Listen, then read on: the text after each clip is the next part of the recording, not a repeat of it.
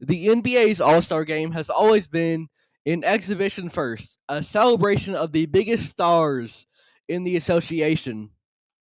The game itself is not of particularly high stakes, and that in itself is alright. But when an increasingly vocal amount of NBA fans are seemingly more entertained by just the 3-point contest or the dunk contest, everything except the actual game itself, that's when a problem arises. And when people talk about the problems with the All-Star game, the first thing that's going to come to mind is a lack of defense and competitiveness in the modern game. And there's absolutely truth to that, but there's always been an emphasis on offense when it comes to this All-Star game. And so with that, it goes a little bit deeper. As a sport, we want to root for and we're entertained by our favorite athletes. But when those players are a little bit more apathetic, you think of the biggest star in the entire NBA sitting this one out for rest, and of course LeBron James. When those players are apathetic, it extends to the audience as well. And as I mentioned earlier, there has always been an emphasis on the offensive end of the floor when it comes to the All-Star game. But aside from a Steph Curry, there aren't as many showmen that we can watch and root for and be entertained by to make that kind of style of play enjoyable like they were in the past, like the showmanship of an AI, a Kobe Bryant, a Tracy McGrady, or even a Dwight Howard. Welcome back to State of the Association. I'm your host, Nash Roberts. This is the NBA's All-Star Game and the loss of childhood wonder. Now, starting off here, I want to ask you to take a little bit of a step back and put yourself in the shoes of when you were a young fan.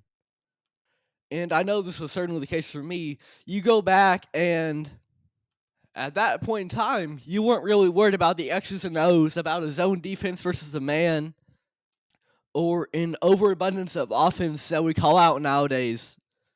I know that in my mind, the All-Star Game seemed like the biggest event of the year when it came to the NBA season.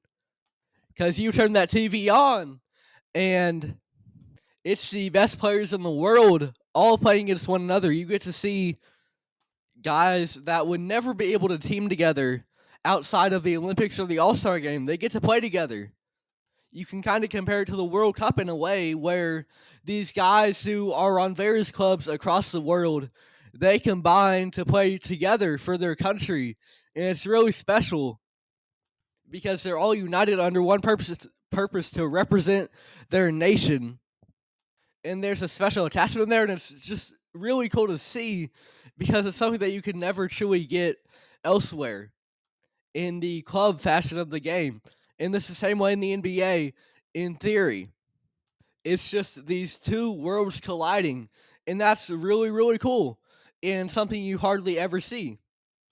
And then as we grow up, I think our perception of the All-Star game kind of changes as we grow up. It changes alongside us. Because when you're a kid, it's not just the All-Star game that seems so cool. It's everything around you. It's going into your backyard and just playing around for hours, making up some kind of story about what you're doing. It's going into PE and hoping you're playing your favorite game. It's playing basketball with your friends and trying to imitate your favorite player.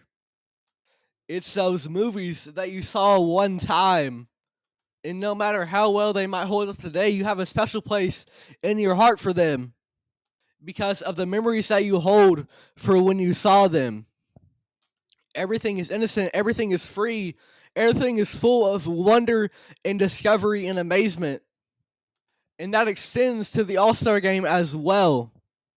It's 2009, and you see Shaq and Kobe win co-MVP of the All-Star game. And you weren't even there maybe for the falling out of those two. And if you were, it's even more special. But if you weren't, Shaq especially is this larger-than-life character, both on the court and off of it. And at this point in time, Kobe Bryant is one of, if not the best player in the NBA, one of the best scorers we've ever seen.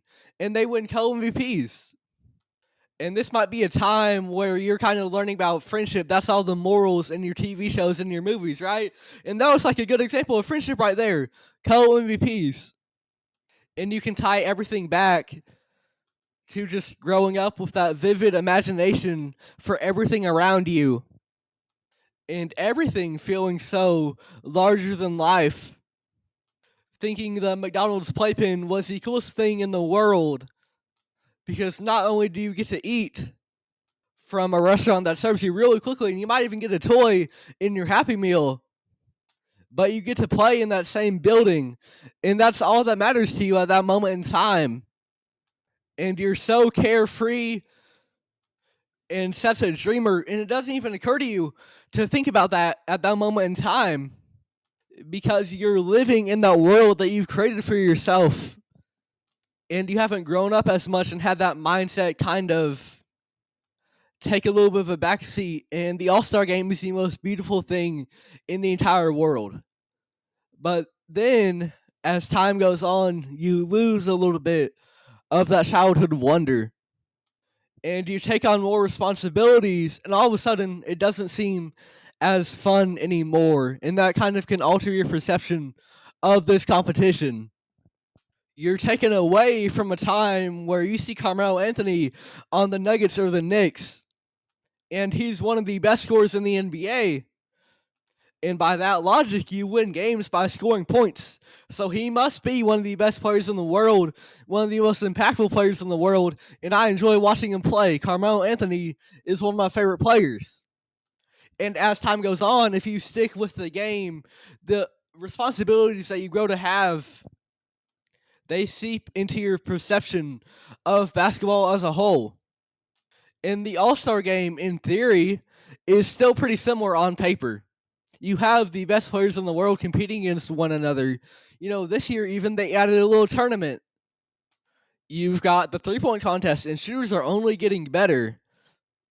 So that's just going to be more buckets all around. And then the dunk contest, you've got Mac McClung dunking over a car to win it. And on paper, the elements are all there because, once again, defense has never been a crucial component of the All-Star game. There was more played in the past when you go back and look at film, but it wasn't a uber drastic difference. It wasn't Game 7 of the NBA Finals level defense by any means. On paper, all the elements are still there, but it hasn't grown, it hasn't changed along with us. Because as time goes on, that sense of childhood wonder goes a little bit away. You grow up, you get a car, and all of a sudden that sounds like freedom, right? But now there's insurance, there's taxes, there's car crashes that you have to avoid, and you've got to transport yourself to a job to pay for gas and insurance. And you better hope that you don't get into an accident because all of a sudden those insurance rates are going to go up. And now you're really anxious because you might make it through one accident, but you sure couldn't take another in terms of the finances that it strips away. And at this point, when you first get that car, when you first get your job, you're still in high school, right? And if you're somewhat extroverted, you've got a lot of friends around you, and you can find enjoyment in that. And as a kid, you probably hated going to school, right? But now sometimes you might not enjoy it being called off for a virtual day because you want to be around your friends. And you're okay with being at school. This thing that was for so often and for so long, something that you never wanted to be at. And as time has gone on, the classrooms have got less colorful. The assignments have gotten more rigorous. The coursework has become more so preparing you for college than learning your ABCs and counting numbers with building blocks. And if you're keeping up with basketball still, you're probably still tuned in to what's going on in the All-Star game. But it feels a little bit different because the context of it is different now. Because watching it at this point has become more of an escape than it has this larger-than-life thing that's just really consumed you and seems like the coolest thing ever. It's become more of an escape from the monotonous of day-to-day life. And all of a sudden, your environment around you really shapes the way that you look at this compared to the way that you had in the past with that childhood wonder. All of a sudden, you're still seeing the best players in the world out there, but all of a sudden, you're noticing how the defense is continually lacking by comparison to what you might see in even a regular season game nowadays. And players seem to care less and less. A top two player in NBA history set this last one out for rest in LeBron James, and Anthony Edwards got a last minute injury. You don't have the showman that you did in the past, that even when it was an offensive focused game in exhibition, you had a Tracy McGrady, a Kobe Bryant, and Allen Iverson that were able to make it entertaining just because of all the cool stuff that they could do. But now it might just be a step back three. And Steph Curry tries. Anthony Edwards was in this past one. Those are really the only showmen you have. And the rest of it just doesn't look as impressive anymore. It doesn't look as larger than life as it once had.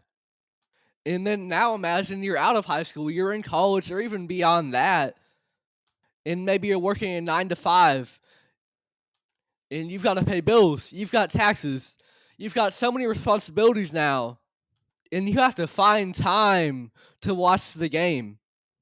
And so then you turn it on, and the players seem to not care as much. Then all of a sudden it makes it harder for you to care, and there's less of an escapism because the responsibilities of the world are flowing in more and more.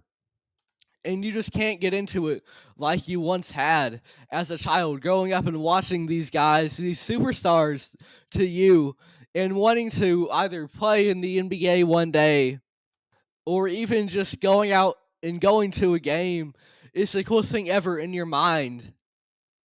And now you've got to worry about waking up and getting ready for work. You've got to worry about paying for that ticket to go to a game. And then even when you watch something like the All-Star game, you're not as entertained as you once were. Even though on paper, it's got a lot of stuff that it had in the past too. You've got the stars playing for the most part.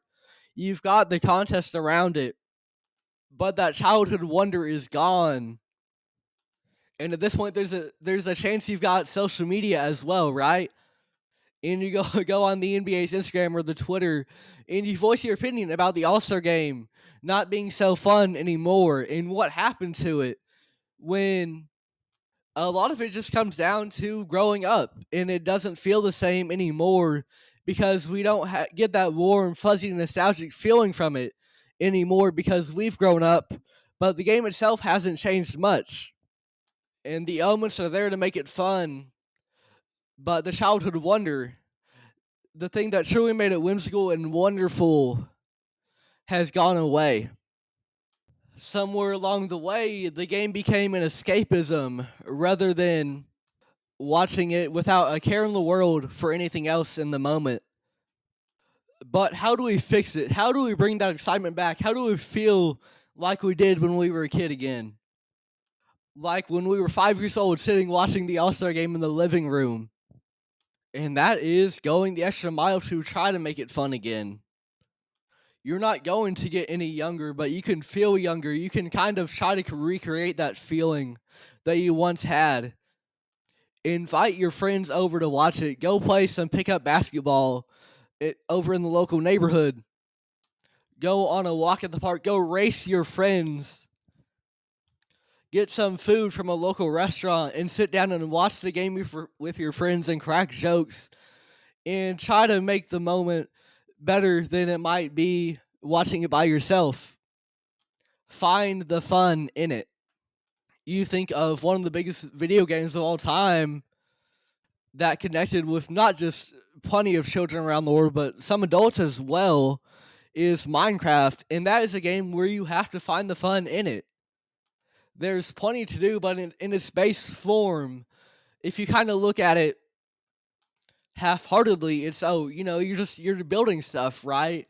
And ultimately trying to get to a point where you can complete the game, but along the way there's so much to take in this immersive world inside of it, and so many things that people have created inside of it that can kind of bring back that childhood wonder. But you have to make it happen.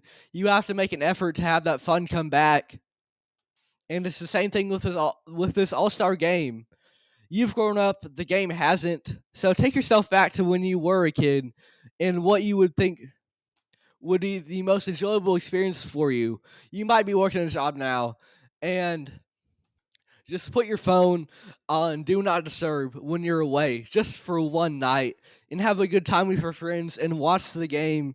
And it's gonna feel a lot better than you watching it as an escapism when you surround yourself with people that love basketball as much as you do.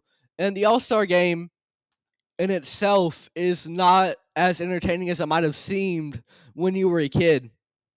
But if you can find the fun of it, find the fun in it, and look at the glass half full, there is still plenty of enjoyment and excitement to be had alongside the people that you love. And you'll never be a kid again, but you can bring back some of that sense of childhood wonder.